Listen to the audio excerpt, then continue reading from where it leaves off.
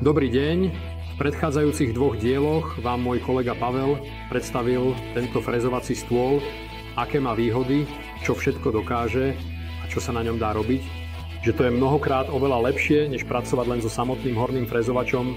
No a teraz je na mne, aby som vám ukázal, ako namontovať ten horný frezovač do frezovacieho stola.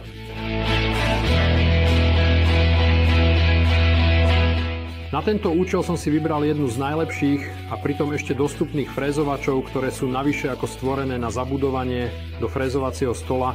Tak ideme na to. Samozrejme, do tohto stola môžete dať akýkoľvek iný horný frezovač a je to vďaka tomu, že je použitá taká univerzálna upevňovacia doska. Montážna doska je k frezovaciemu stolu pripevnená 4 skrutkami so zapustenou hlavou a metrickým závitom. Po vyšroubovaní všetkých skrutiek sa nám z podstolku vylúpne takáto montážna doska. Je to masívny oceľový plech o hrúbke takmer 3 mm. Ďalším krokom je demontáž plastovej podložky základnej dosky horného frezovača, ktorá je opäť pripevnená 4 skrutkami so zapustenou hlavou a krížovou drážkou PH2. Demontovanú plastovú ochrannú podložku teraz použijeme ako šablónu na vyvrtanie otvorov do tejto montážnej dosky. Táto freska je celkom špecifická tým, že pochádza z Austrálie, takže rozhodne si schovajte všetky 4 skrutky, ktoré majú iný závit ako u nás bežný metrický. Možno budete musieť tú základňu trošku pootočiť. Záleží samozrejme aj na vás, v akej polohe chcete mať ten horný frezovač pod frezovacím stolom, aby pre vás boli čo najlepšie dostupné jednotlivé ovládacie prvky tejto fresky. Keď už máte premyslenú polohu frezovača voči montážnej doske, priložte plastovú ochrannú dosku a na miestach, kde budú upevňovacie skrutky, si urobte dôvodčík. Otvor z plastovej ochrannej podložky si môžete na montážnu dosku preniesť aj obkreslením. Ja najradšej používam strieborný alebo biely značkovač, ktorý je na čiernom plechu skvele vidieť. Trafiť sa do stredu menšieho kolieska je potom o niečo jednoduchšie. Upevňovacie skrutky majú v našom prípade priemer 6 mm. Vrtáme otvory s priemerom minimálne 6 mm, radšej väčším, keby sa nám náhodou nepodarilo vyvrtať tie otvory úplne presne, aby tam bola nejaká vôľa. Nakoniec pri všetkých 4 otvoroch robíme také zahlubenie, aby sa nám tam pekne vošli upevňovacie skrutky a hlavy neprečnievali. Teraz prichádza na rad montáž upevňovacej dosky na základňu horného frezovača. Pôvodnú plastovú podložku už nebudeme používať a dáme tam rovno kovovú montážnu dosku. Vycentrujeme to tak, aby to sedelo na pôvodné otvory a použijeme, ako som už povedal, originálne skrutky, ktoré budú dokonale pasovať do závitu v základnej doske horného frezovača. Teraz sa práve pozeráte na reťaz, ktorá ovláda zdvih fresky pomocou kľuky. Aby sme vedeli, kadiaľ samotná kľuka povedie v mieste základnej dosky, je tam taký žliabok a aj v tej montážnej oceľovej doske budeme musieť príslušný žliabok vypilovať. Rýchlejší, aj keď nie tak elegantný spôsob je vyrezanie vedrážky pomocou uhlovej brúsky. Teraz nám už nič nebráni v vložení kľuky na svoje miesto.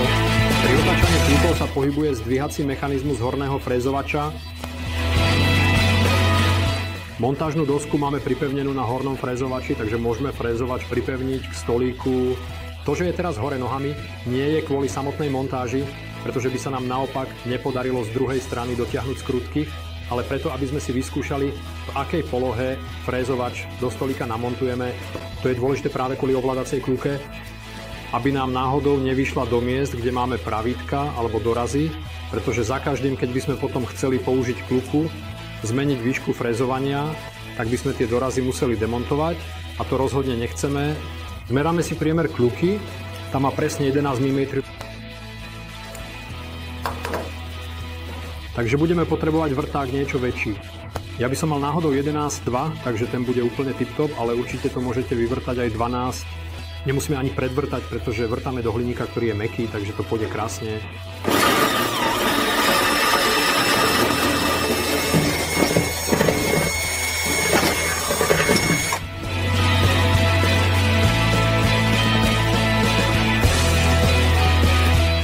A je tu finále. Ideme montovať hornú fresku do stolíka.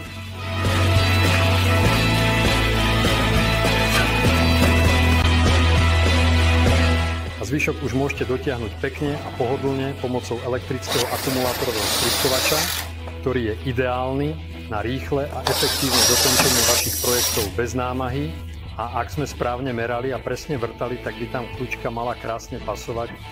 Bingo! Určite si všimnete, že smerom nahor to ide trošku ťažšie. Poviem vám prečo. Je to preto, že tu v tomto stĺpiku je tlačená pružina. Priamo na tej fréze je aj napísané, že ak ju chceme použiť práve vo frézovacom stolíku, je dobré túto pružinu vybrať.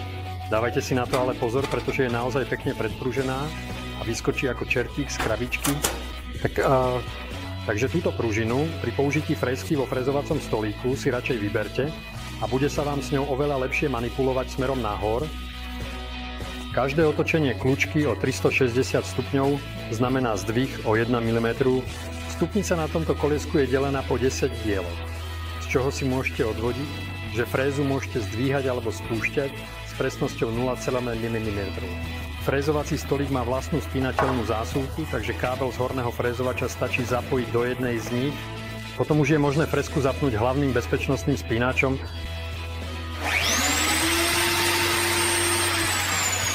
Ovládanie pomocou bezpečnostného vypínača priamo na hornom frézovači sa tiež nevyhneme, ak chceme využiť aretáciu vretena, takže musíme vypínač vypnúť, kým sa aktivuje táto bezpečnostná clona. A my môžeme frézku vysunúť pekne úplne nahor, čím dôjde k aretácii vretena a zároveň nám kolík pekne vyjde nad povrch a my ho môžeme pohodlne jednou rukou povoliť, prípadne celú vyšroubovať, vymeniť ju za menšiu, to bola 12, je 8, ľahko dotiahneme rukou a zvyšok opäť iba jednou rukou dotiahneme, až keď je frézka opäť spustená do bezpečnej polohy, je možné otvoriť ochrannú clonu spínača a zapnúť ho. Tak paráda, úloha splnená. Teraz je frézovací stolík plne vybavený na vašu prácu. A treba povedať, že táto horná frézka je pre neho úplne ako stvorená. Takže ju odporúčam a prajem vám veľa kultivovaných alebo radnoceníckych úspechov